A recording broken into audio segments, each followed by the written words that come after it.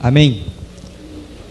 João 1:9 diz: ali estava a luz verdadeira que alumia a todo homem que vem ao mundo.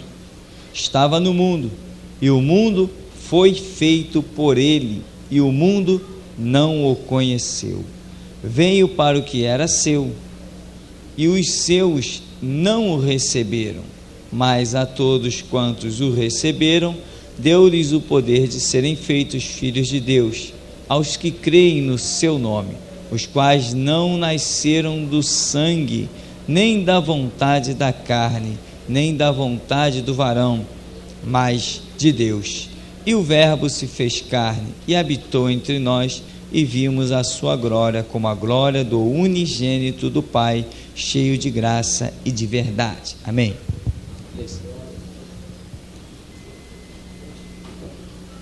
Esse texto do Evangelho de João, maravilhoso, que joga por terra muitas doutrinas erradas, se as pessoas se aplicassem a ler, no caso, diz que inclusive que ele estava no mundo e o mundo foi feito por ele, o mundo não o conheceu. Está falando de quem? De Jesus. E diz que veio para o que era seu, que é o mundo, e os seus que habitam no mundo não o receberam. O que aconteceu com Jesus? Ele foi rejeitado, ele foi rejeitado. Quando nós estudamos em teologia que somos a imagem e semelhança de Deus, nós sabemos que essa semelhança não é no corpo, ela é no aspecto espiritual, ela é nos sentimentos. Embora Deus esteja sempre superior a nós em tudo, contudo, nós temos semelhança de Deus. Temos a semelhança da bondade, da compaixão, da misericórdia, do amor, enfim, sentimentos. Deus tem sentimento? Tem. Deus se ira? Se ira. Deus tem compaixão? Tem. Se não tivesse compaixão, nenhum de nós estaria aqui. Amém? Deus ama? Ama. Por isso estamos aqui. Por isso saímos de onde saímos e estamos aqui, cultuando o Deus da Bíblia. Porque Ele tem compaixão, Ele tem amor. Mas tudo na vida tem um preço. E às vezes o preço se torna mais alto do que o que se possa conceber num dado momento.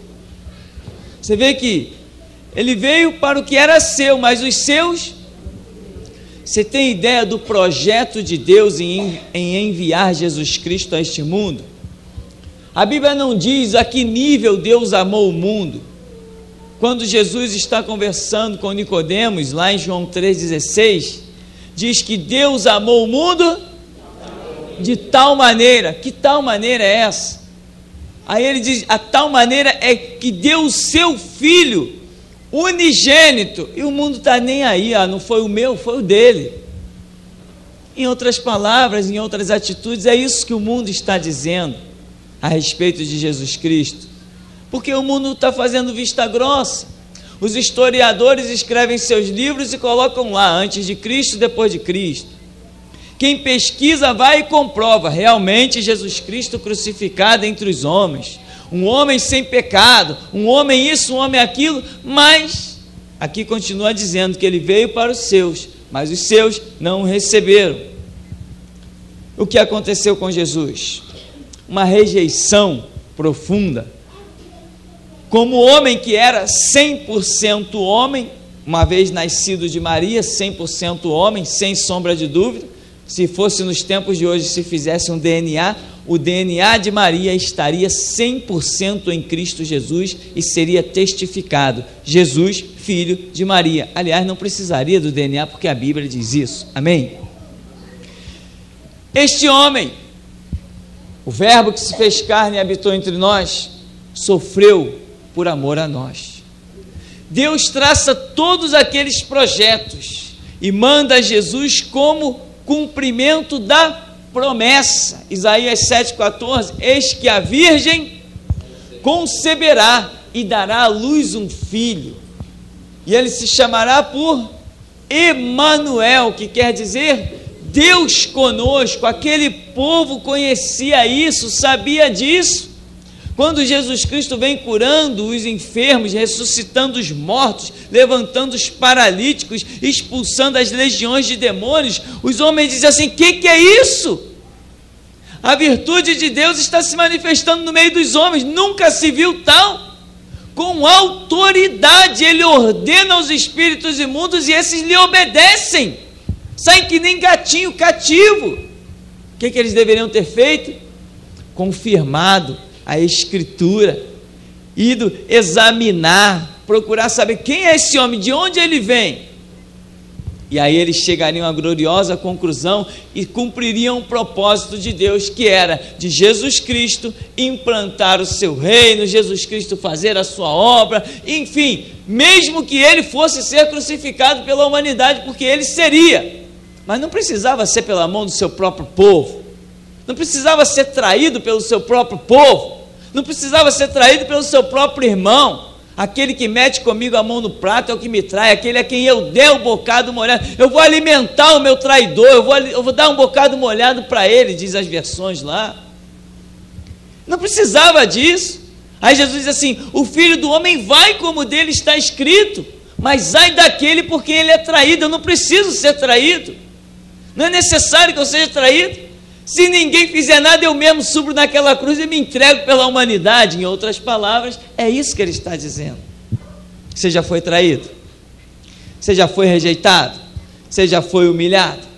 Imagina como Deus não se sente com os seres humanos. Enquanto Jesus Cristo morre na cruz pela humanidade, o camarada vai, pega uma galinha com farofa e vai lá botar na encruzilhada. Para quem nunca fez nada por ele. Tranca-Rua morreu por quem? Pombagira fez o que por alguém? A Maria Mulambo, o que fez por alguém? Me tragam um pelo menos, no meio deste Brasil de 190 milhões de habitantes, me traga um, que o barqueiro tenha feito alguma coisa por ele, que a Iemanjá, que a Aparecida do Norte, a mãe menininha do Cantuá, o Padre Cícero, o São Pedro, o São Paulo, os papas católicos hipócritas, eles mesmos, o que eles fizeram já por alguém? A única coisa que eles sabem fazer é prostituição, naqueles prostíbulos chamados conventos, e pedofilia nas suas sacristias. É isso que eles sabem fazer. E Jesus Cristo está como espetáculo para a humanidade, mas o Espírito Santo está na tua boca, procurando valentes para rasgar o verbo e mostrar a diferença de quem serve a Deus e quem não serve. Porque está escrito, ele foi rejeitado, mas no verso 12 diz: mas a todos quantos o receberam, deu-lhes poder de serem feitos filhos de Deus, a saber, os que creem no seu nome.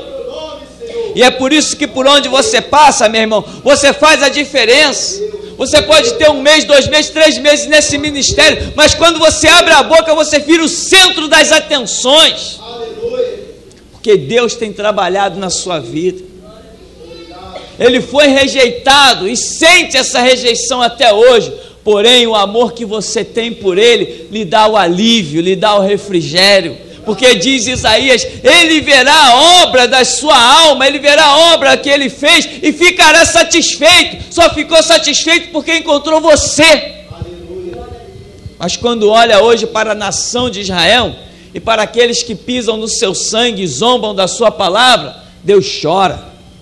Essa grande chuva que cai sobre a terra, muitas vezes as pessoas dizem assim: para que essa chuva? E fora de época. E os poetas dizem, devem ser as lágrimas de Deus.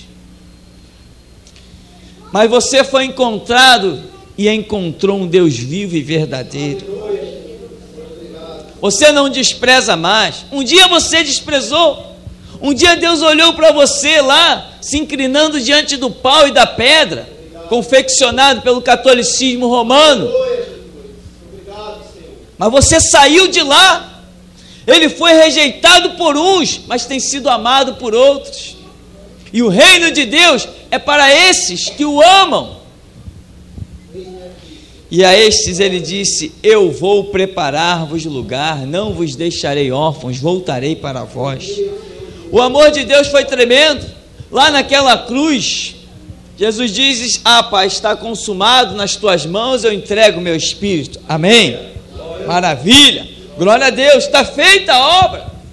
Só que antes ele disse algo, meu irmão, que eu estremeço de pensar e lembrar. Parece que eu ouço aquele grito, não sei se é o espiritual, não sei se de tantos filmes que eu vi, mas que há um grito que ecoa: Deus meu, por que me abandonaste?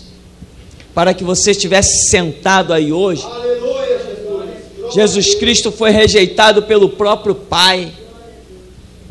Imagina como não ficou Jesus naquela hora. Será que ele estava equivocado? Será que ele estava mentindo? Não, estava certo. Ele estava certo, porque não diz a Escritura que ele tomou sobre si os nossos pecados e as nossas iniquidades levou sobre si, e o castigo que nos traz a paz estava sobre ele, pelas suas pisaduras nós fomos sarados. Se os nossos pecados estavam sobre ele, Isaías vai dizer que os nossos pecados fazem separação entre Deus e nós. Então ele foi desprezado, ele foi rejeitado, para que você se levante, para que você acorde, para que você não curve a sua cabeça diante do erro, não comercialize a verdade, não compactue com a mentira. Rejeição. E quando você vai entendendo o grande amor de Deus, você vê a grande obra que precisa ser feita. E se você ficar olhando para o tamanho da obra, você até se desanima. Ainda mais quando tu chega numa igreja para pregar e tu vê a pessoa mascando chiclete olhando para a tua cara. Nem educação não tem. Vai para um lugar onde vai ouvir uma palavra, onde tem um preletor e vai mascando chiclete. E por aí vai. Quantas vezes você vai arrumar a cadeira da igreja, quando tu vira para lavar uma cadeira embaixo, você vê um monte de chiclete colado. Você diz: meu Deus, quanta palavra poderosa, quanto milagre. Coração trocado, câncer saindo, tumor do cérebro sendo expelido. O que essas pessoas vêm fazer dentro da igreja? Colar chiclete debaixo de uma cadeira, soltar uma bala em cima de uma janela, não sabe que aquilo depois vai encher de formiga, alguém vai ter que lavar aquilo ali. Nós nos sentimos que nem Jesus, rejeitados. Mas não vamos parar. Ele não parou. Ele chegou lá e disse: está consumado, a minha parte eu fiz, na tua mão eu entrego o meu espírito. Amém, meu irmão? Amém. Então, meu irmão, coisas acontecem. Se aconteceu com Jesus, acontece também com você. A sua vida é uma batalha muito grande. Há uma missão que Deus traça para você. O jugo dele é suave, o fardo dele é leve, porque ele te ajuda. Meu irmão, não larga o arado. Lançou mão do arado? Não olha para trás, porque ele disse: aquele que lança a mão do arado e olha para trás, não é apto para o reino de Deus. Você não pode lançar a mão do arado e olhar para trás. Você tem que continuar olhando para frente, como ele. Rejeitado, enquanto ele curava um enfermo aqui. É sábado, vamos matar esse cara, ele curou no sábado. Ora, ressuscitou um morto, curou um paralítico, libertou uma mulher do domínio de Satanás. Mas era sábado, deixa aquela mulher no domínio do diabo. E Deus lá de cima: não, eu enviei meu filho para resgatar. Enviei meu filho para demonstrar o meu amor. Esquece o sábado, olha o valor de uma alma para mim. Não, que uma alma nada, deixa ela dominada pelo diabo, mata ele porque ele quer libertar no sábado.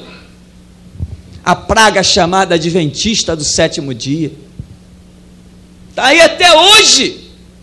Essa praga, esse lixo chamado Igreja Adventista do Sétimo Dia. Pensam que são crentes, que nem os católicos pensam que são salvos, Ou os espíritas pensam que tem Deus? Eles pensam que tem Deus até a hora que eles baterem de frente comigo e contigo. É aí que eles vão achar, aí que eles vão ver se eles têm Deus mesmo.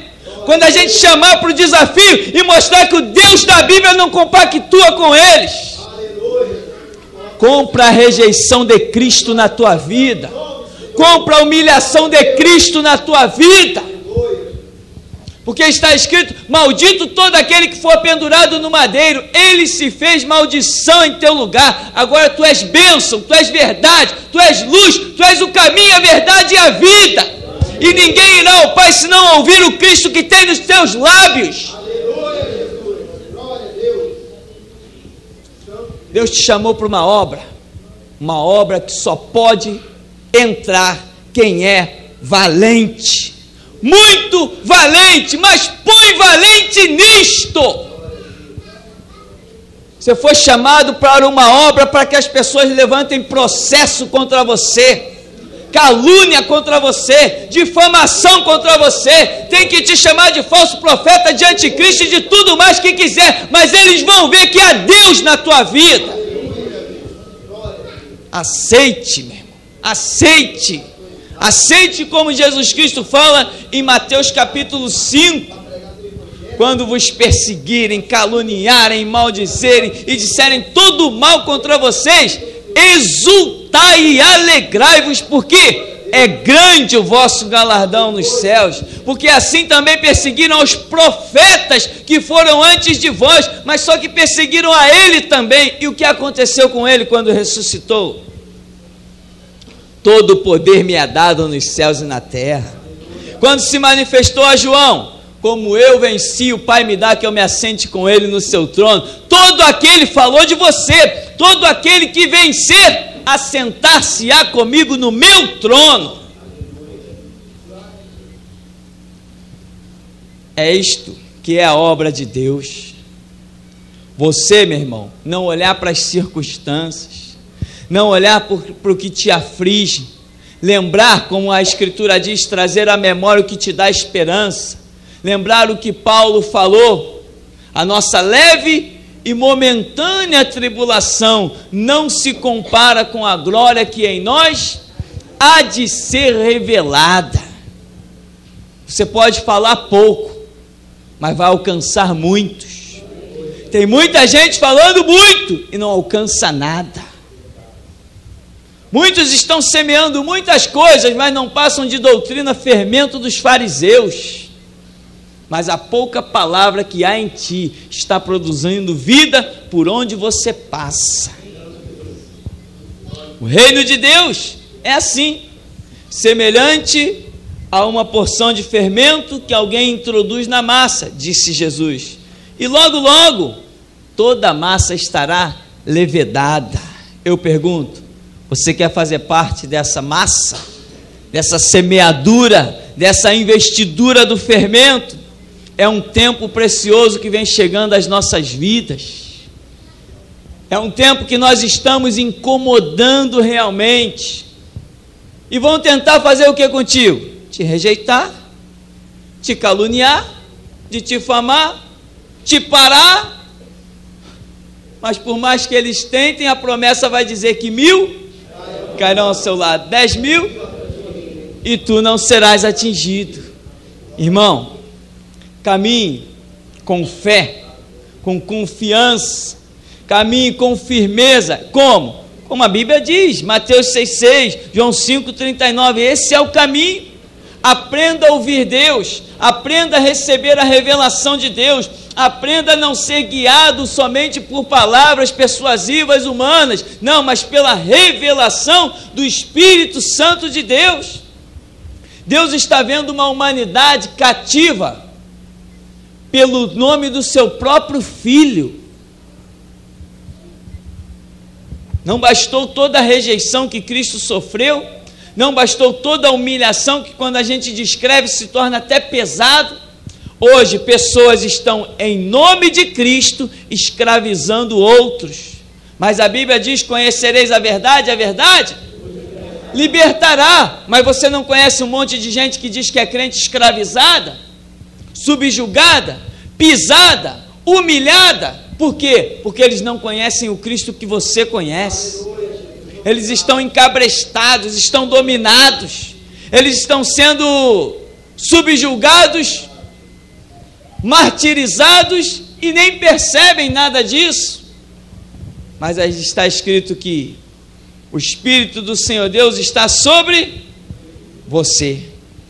Te ungiu para pregar boas novas aos mansos, restaurar os contritos de coração, proclamar libertação aos cativos, abertura da prisão aos presos. Você quer? Recebe então, meu irmão. Recebe. Recebe. Em nome de Jesus, recebe a autoridade, recebe a unção, recebe a graça. Chegou a hora da guerra, chegou o tempo do conflito, chegou o tempo de Deus assacalar sua espada no céu e nós assacalarmos na terra. A hora é essa, o tempo é esse. Não fique esperando o tempo passar, não. Incorpora sobre a sua vida a rejeição e a humilhação de Jesus Cristo. Ele é o exemplo, nós somos apenas discípulos. E ele disse a um servo: tem que ser igual ao seu Senhor. Não engole mais palavra para o teu patrão, não. Compra a humilhação de Cristo, coloca o teu patrão no lugar dele. Maior é o que está em ti. Faz prova do Deus que você serve. Não pensa que o teu patrão pode te despedir, não, porque eu desconheço que ele tenha essa autoridade. Quem manda nessa terra é o nosso Deus. Coloque ele no lugar dele. Não tem ninguém superior a você, não. Quem tem o Espírito Santo é você. Não existe ninguém superior a você, não. Vista e revista-se das humilhações de Cristo, da sua rejeição. Entenda que Jesus Cristo sofreu tudo aquilo, foi humilhado como foi, para poder chegar aqui cara a cara com o ser humano e dizer assim: olha, eis que vos dou poder para pisar serpente, escorpião, toda a força do diabo, nada vos causará dano algum. Eu sofri, eu fui humilhado por tudo isso, para agora ressuscitar e dizer: todo o poder me é dado nos céus e na terra. Olha, eu vou subir ao céu na presença de vocês, para vocês não terem dúvida. E quando ele subiu, eles ficaram atônitos. Foi necessário Deus enviar 2 anjos, chegar perto deles e dizer assim: que vocês estão olhando para o céu, varões galileus? Esse Jesus que vós o vistes ir, da mesma maneira voltará. Ide, anunciai o evangelho, apregoai a sua rejeição, apregoai a sua humilhação, apregoai o derramamento do seu sangue, apregoai o preço da salvação, apregoai. Sigam como ele disse que vocês deveriam seguir.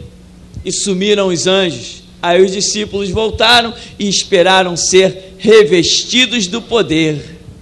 E saíram por toda parte, mostrando que aquele, como Pedro diz, este a quem vós crucificastes, humilhastes, Deus o fez Senhor e Cristo. E assim, meu irmão, é na sua vida. Rejeições acontecem, situações diversas, mas você tem uma obra. Você lançou mão do arado. Você não pode olhar para trás, senão você será rejeitado por Deus. Todos podem te rejeitar, menos o teu Deus, porque Ele te ama e não vai te rejeitar se você guardar os seus mandamentos e os seus estatutos. Se você observar aqueles que são chamados para a obra de Deus, sempre você vai ver neles a imagem da rejeição de Jesus Cristo. Jeremias, Isaías, Daniel, Ezequiel, a nação de Israel como um todo, quando estava na presença de Deus. Lembra da Segunda Guerra Mundial? O que tentaram fazer? Dizimar, exterminar. Por quê? Porque carregavam sobre si o nome de Deus. Só por isso, você carrega sobre si o nome de Deus? Existe um exército tentando acabar contigo, mas eles não podem fazer absolutamente nada. Você vai chegar ao final da história e vai declarar: combati o bom combate, completei a carreira e guardei a fé. Ele veio para o que era seu, os seus não o receberam, mas a todos quantos o receberam, deu-lhes o poder de serem feitos filhos de Deus, a saber, aos que creem no seu nome, os quais não nasceram do sangue, nem da vontade da carne, nem da vontade do varão, mas de Deus. Você nasceu de Deus, amém? Porque para estar aonde você está, conhecer o que você conhece, ler a Bíblia e entender, só mesmo como Jesus disse para Nicodemos, é necessário nascer de novo. Você nasceu de novo. Por isso que você tem uma mente em condições de compreender as coisas espirituais, porque quanto àqueles que não nasceram de novo, 2 Coríntios 4:4 vai dizer que o diabo lhes cegou o entendimento, para que não lhes resplandeça a luz da glória do Evangelho de Jesus Cristo. Mas se você alcançou esta glória e quer se vestir não só da glória de Jesus Cristo, mas também da sua humilhação, porque é necessário isso, você vai ver a glória de Deus. Amém.